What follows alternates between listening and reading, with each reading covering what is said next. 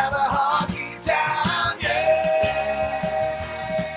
yeah, yeah.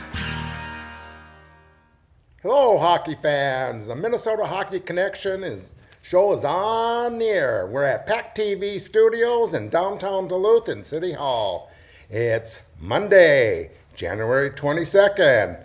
And after all the football games, we got to talk some hockey. And today we got Bob Nygaard, the head of DAHA. And DAHA is the big organization for youth hockey in Duluth. And we got a lot to talk about because a lot of changes are going to be needed in northern Minnesota hockey. And maybe we can get a few ideas of maybe try to change a few things because the Twin Cities are taking over the hockey world right now, and we don't like that. So, welcome, Bob. Thank you, Jerry. And just to clarify, when you say head of DAHA, I'm the executive director, but I always remind people, DAHA is just not an acronym. DAHA has 750 members and their families. We have a board, they run things. I just help facilitate. I help in an office. But when you say head, it makes me sound like I'm some kind of czar or something. Well, nope. Okay. I just oversee the operation. Okay, Bob Nygaard, he oversees DAHA. That's a little better. Yep. Okay, welcome though. This gets right started, 750, so the numbers have been keeping pretty steady, correct? Because since I've been here and probably at the last 6-7 years, and we talked about this last night, it's they talk about growth or non-growth. I have to believe that that's pretty consistent with the demographics of the city. We're at the mercy of whatever our boundaries are. We can't recruit necessarily people to come in. This is the number of kids from the age of 4 to 18 that we deal with. Does that make sense? Okay. And so if the population goes up, and somebody said, well, geez, look at what it was in 2000 or what it was in 1990. Well, the population was bigger. Right. And the schools will tell you that. And that's common, Jerry, over every place in the state except some of the metro areas. You've got this, and it's supposed to pick up. So we've held our own. We can always do better. But right now we're pretty consistent with what that population is in the Duluth. And our boundaries are basically the ISD 709 boundaries. Okay. So the numbers are been pretty good. Pretty consistent. Yeah. Okay. So how long have you been in DAHA now? This is my fourth year. Fourth year already? I started right up. I started right after COVID, right after I was let go at UMD. My job was eliminated, and this is the fourth year. It's hard to believe. It's gone by fast. Okay, so you might know this. I used to always look at Let's Play Hockey and a couple other places that ranked Bantams, Pee-wees, and Duluth always had top 10 teams for years. Were they in the top 10 when you came in?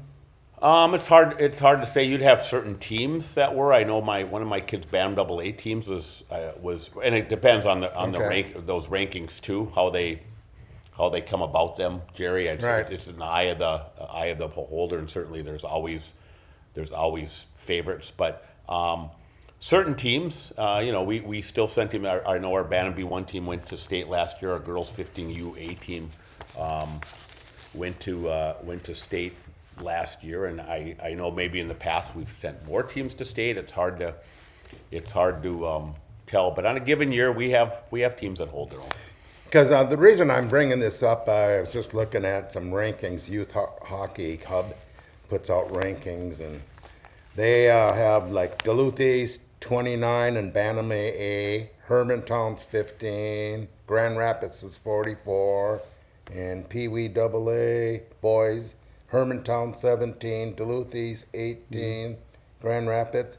So they're way down from what just 5-6 years ago, probably. It's hard to tell, but when I look at that with Duluth East and Hermantown, for example, in head-to-head this year in BAM AA's, Duluth East has won 2 of the 3 games they played. Didn't they play the other night? They did play the other night, and Hermantown went in overtime. And Pee-wees, I think our Pee-wee AA's are 3-0 against Hermantown. Yeah. So if you go head-to-head, why we're behind them. And that's why I said this isn't like pairwise, Jerry. They do some mathematical computation here. This is probably a couple of guys like you and me sitting at a desk and saying, here's what we rank them, and who do they see. Like I said, the reason I'm bringing this up, I'm in the Twin Cities a lot, so I talk to everyone in hockey, and you name it, I talk to probably. But the Twin Cities seems to just be taken over. You think, what's the reason why we're falling behind if we still have pretty good numbers? What do you think? Well, I think they have better numbers. I mean, I look at our Duluth East hockey, and you know, my son's on the junior varsity team, and I've got to see all of the JV and varsity games this year in East. I see was which people forget about. Duluth East hockey team has had this, and they have this is where it's a computerized system.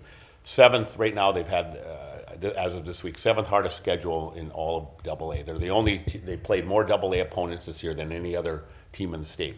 Credit to Steve Patocha, Mike ran up before him, and they never dodged bullets when it came to that.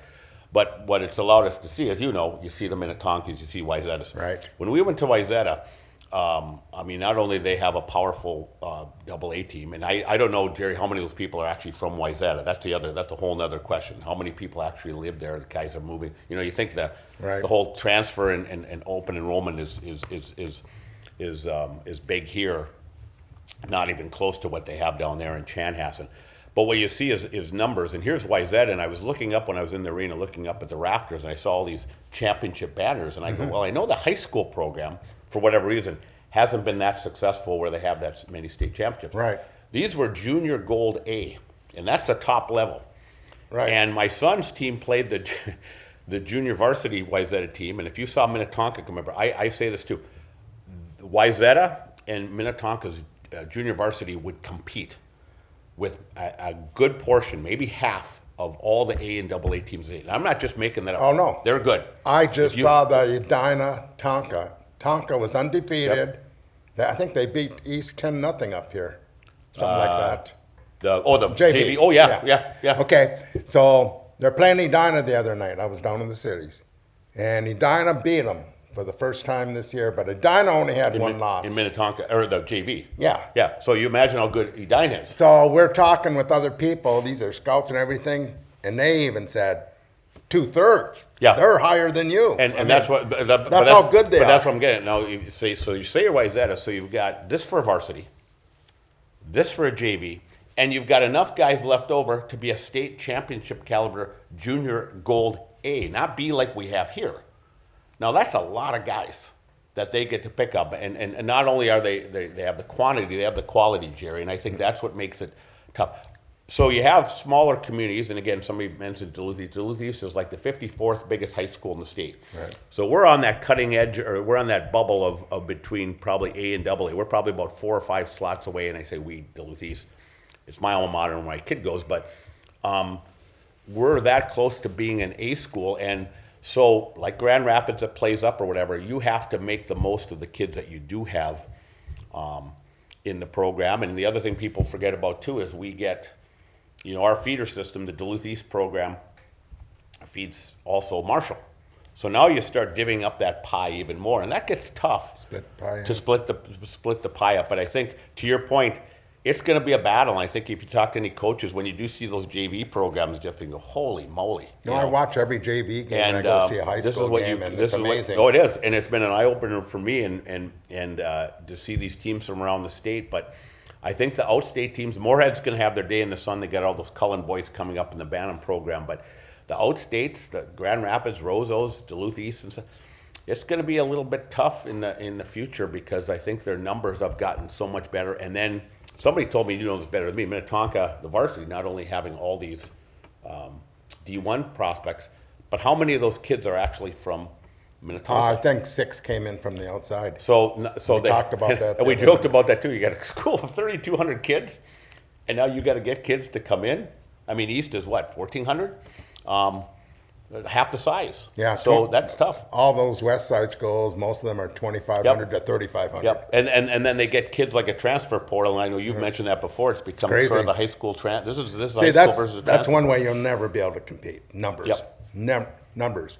But we do have outside, well, now we do. This year was kind of strange. Outside ice. Yep. And we're more like Roseau, Warroad, really. If they get elite players, it's coming up through the rink rats, really. If you go to your organized clubs and that, and then you go back out on the ice, you know. That's the way we always built our kids up here. Yep. And I don't know if the kids have it in them to do that anymore, or do you think? Well, it's something, Jerry. I personally, since I took over this position, I've stressed to the parents, and I know we have this global warming, and maybe we don't have as much consistent ice as we have. But I said the biggest thing is take advantage. Like this week, I wanted to see those rinks full, and I always likened it. I coach baseball, and baseball's the same way. Rain, cold. Okay, whoa, but it looks like Thursday it's going to be pretty nice. Let's make sure we get out on that field. We have to get back to the mentality of the outdoor rinks supplementing what we already do inside, and getting, like you said, that rink rat mode. So if you don't have games on the weekend, you're out at Portman, Woodland. We have some great facilities. I've said before millions of times, and it bears repeating again. We have the greatest group of volunteers in youth hockey in all of America, because I don't think anybody puts in as much time. Because when it comes to flooding, as we do, because we rely so much on those 6 outdoor rinks for our MITE program and mini-MITE program, and again, rink ratting, that we want to make sure that we're using those to the fullest. And I hope when I drive home tonight, I drive by Glen Avon and Woodland, the lights are on, and we see those rinks. Right. Rinks, That's rinks. what we got to see. We got to see more. That's one of the number one things up here. Because that's the cost. You talk about the cost of hockey. That's at least a little bit of an equalizer. That's free hockey. And we tell people not only is it free, but it's unlimited. There's not that guy coming at the end of the hour, opening that ZAM door, saying you're done. You can stay out there for an hour. You can stay out there for an hour and 15 minutes, 2 hours. It's endless. And we have to get, hopefully, the coaches back to that rather than that routine of, I've got practice, 1 hour practice scheduled tonight at Westman. That's it for until Thursday. Well, if any kid's going to make it in hockey, the number one skill is skating. Mm-hmm. So if you're not out there skating every day, you're in trouble, I think. Yep. And another problem with comparing the Twin Cities and out of the state, like northern Minnesota, northwest Minnesota, where hockey is big, is that down there now, it seems like every kid is playing hockey almost every day through their organized camps that they pay $5,000 to $15,000. I know 5,000 just in 3 groups that have in their camps that pay $5,000 to $15,000. Then there's a whole bunch like Mike Randolph camps where like 75 kids or something like that. You know, there's tons of those too. Mm-hmm. So you're getting up there close to 10,000 maybe. Oh, yeah. Down there. Yep. The thing is, we might be able to do some 6-week camps and keep the price down, but 80% of the people don't have the money. Or the time. Right. Or the desire. And so you're right. We're and that's where we have to, I think, Jerry, what we have to do, and again, I can't say enough about our coaches here. The emphasis we want to do now is really start putting emphasis on player development. We've got some people working on off-season stuff, but we have to be more, we have to be as cost efficient as possible. That's the thing we have to do up here, because we're not going to get people to bankroll kids for $10,000. We have a few. Right. We got to look at our numbers. It won't work because there's not enough. Well, that's what I'm saying. We have to. Our biggest thing is numbers. Numbers beget success, and I will say too, our retention rate. If you look at and I'm very proud of it. If you look at our squirts to peewees to bantams, we do a remarkable job. We don't lose hardly any kids, which says again a lot about the coaching, the experience the kids have, but we have to even do better job now of keeping those retention numbers high, and also develop those kids. So we have a larger number going into the high school program, instead of saying, okay, these are just survivors. And this is all you get, high school coaches, because these are the people that have paid those fees like you have, outlasted everybody. I don't think that when you say that, go to all these camps and year round, you've seen the research, that's not beneficial. So again, we have to find what's the most cost-effective way we can develop kids and still keep them involved in multiple sports and doing all those things. And that's what I think we have some great people working on ideas. And it's not necessarily, Jerry, playing AAA hockey where all you get is games. We have to look more at development and practices. And that's touches. possible. A team might start up here in the next 5 years. You don't know the way it's going. But here's the one thing. Of all the hockey people and all the professionals in this game, I mean, people that are in professional businesses and that, I think you should get a committee and go to the mayor's office, because look how much money, tax money, this game brings into this town, and the city has to give back to the hockey community big time. Well, and we have in that effect the last 2 years we've been getting tourism money, which was a first, and I worked hard to get that. We had some people doing that. We also, as you know too, they have this indoor athletic facilities task force set up. There's a $36 million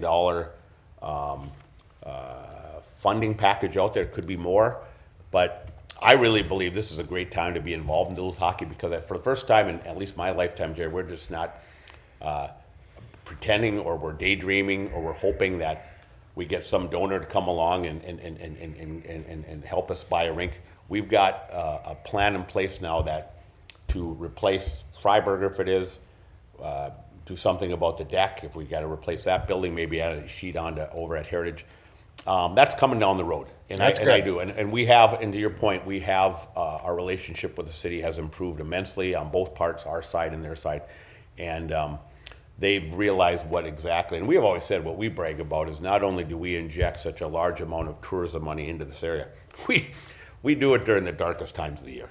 We do it now, and I love Duluth as much as the next guy, but I think when it's 12 below zero, Jerry, people aren't knocking on the door to say, I want to come up to Duluth this weekend. But they are. 2 weekends ago when it was sub-zero temperatures, we had the second largest girls tournament in the state, the Icebreaker here. Right. And if you see, again, the hotel people appreciate us, the restaurant industry appreciates that, and I think the city has gotten that message loud and clear. And that's not even talking about what we do add for the city in terms of parks, where we maintain those 6 outdoor facilities, and recreation, where we run our own hockey program in town, and all those rinks we keep mentioning too that we're required to have a pleasure rink. So this allows people that just want to go figure skating or learn how to skate a chance to do it, and again do that activity for free. We talked about this before, but to keep the kids in hockey, first you got to get them, then you have to make sure they have fun. And if they're not having fun, they're not going to stay long. And but I lose sleep over this because I'm trying to figure out what can we do to help this community and the range and everyone. Maybe you should have a forum and get everyone together and get ideas to get this game better up here, to get back where it used to be. Well, again, you talk about when you say used to be, we had 3 times the population of kids.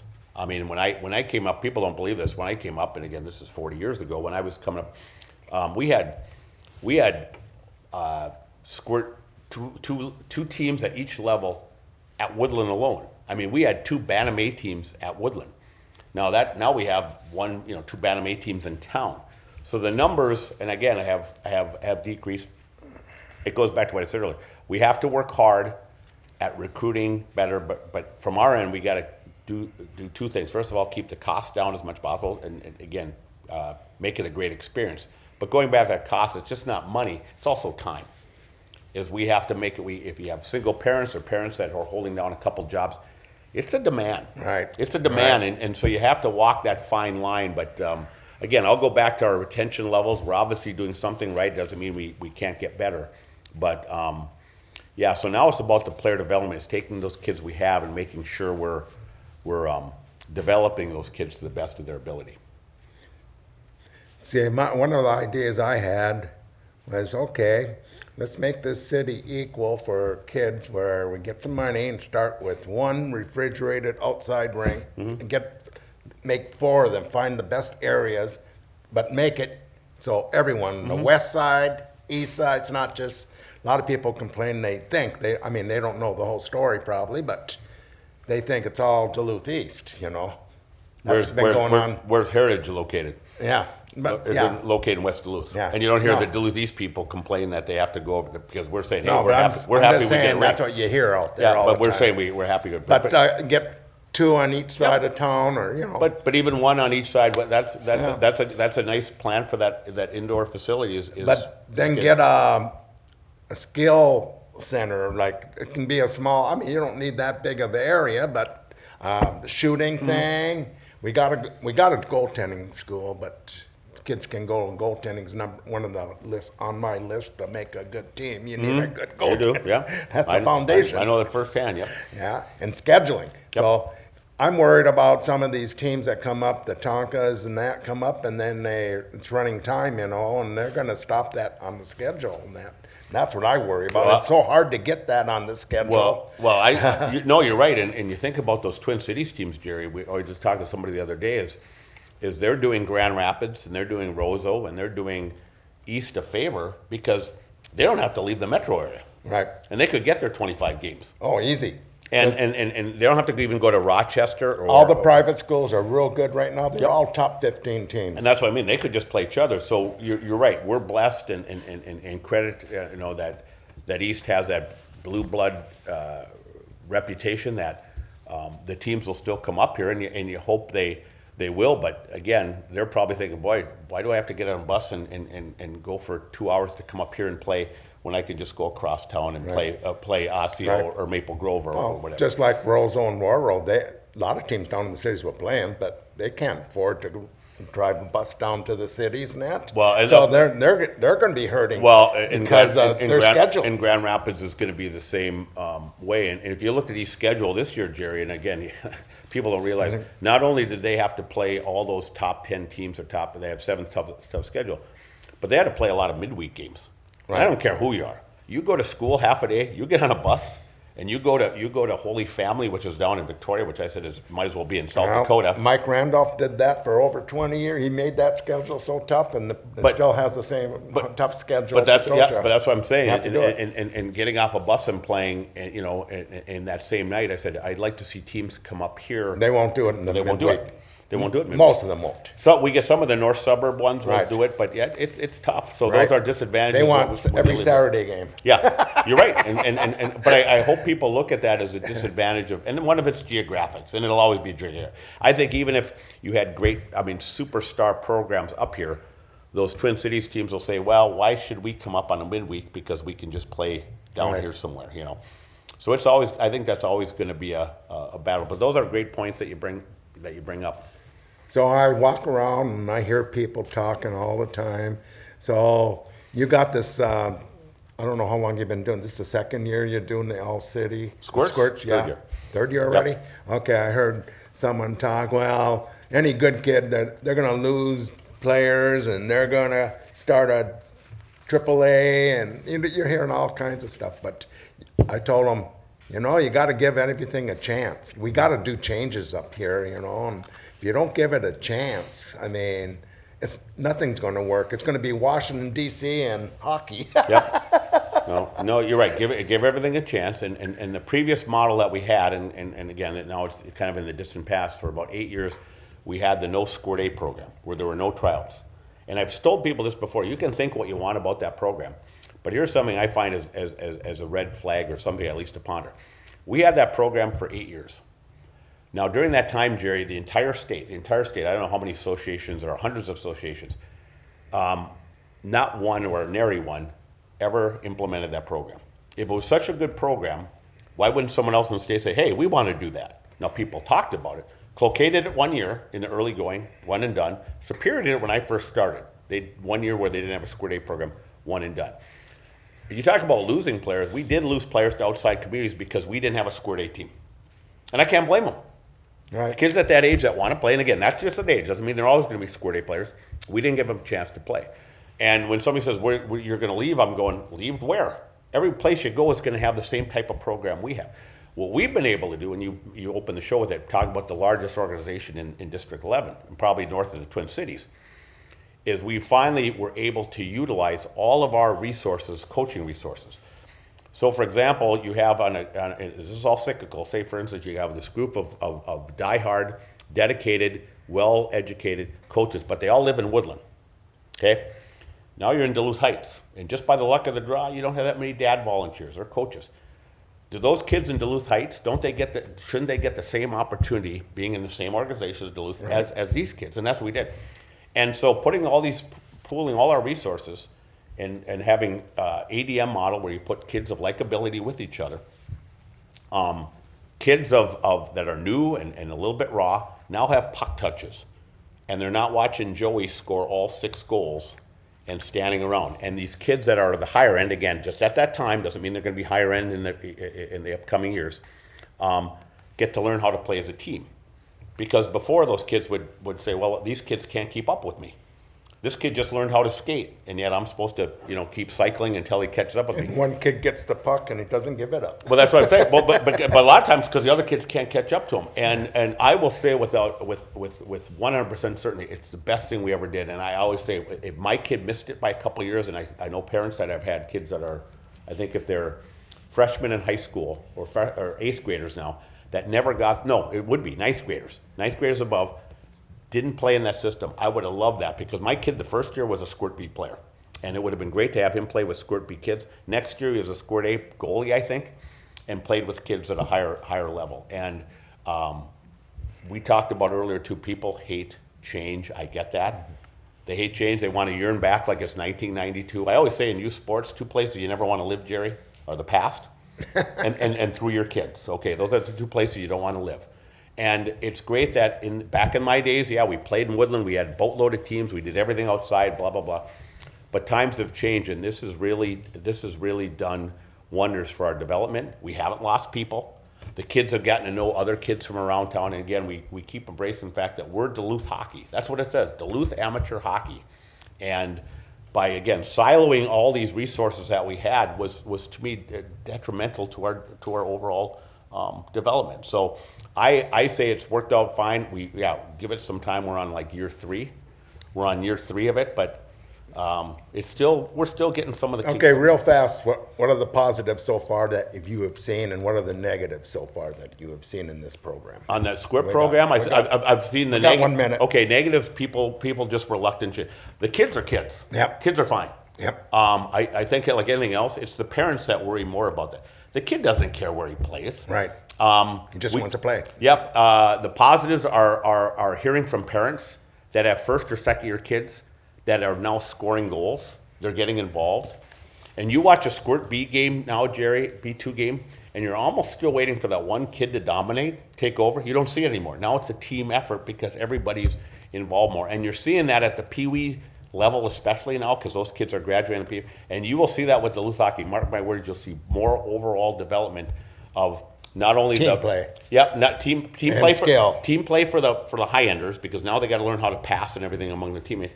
And then the lower end kids are getting more confidence. And I say your strength again is in numbers. Your strength is making sure those B kids at the Squirt level are getting just as much attention, because those kids could be your high school players, right? Down the road. And that's one thing I think is the positive. But I have nothing but compliments to say, and I think you talk to people, the coaches, the players, that they really like the system that we have.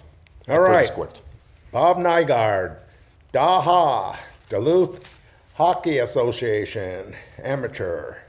As opposed to pro. Yeah, Duluth. I don't know where that association is. Duluth professional.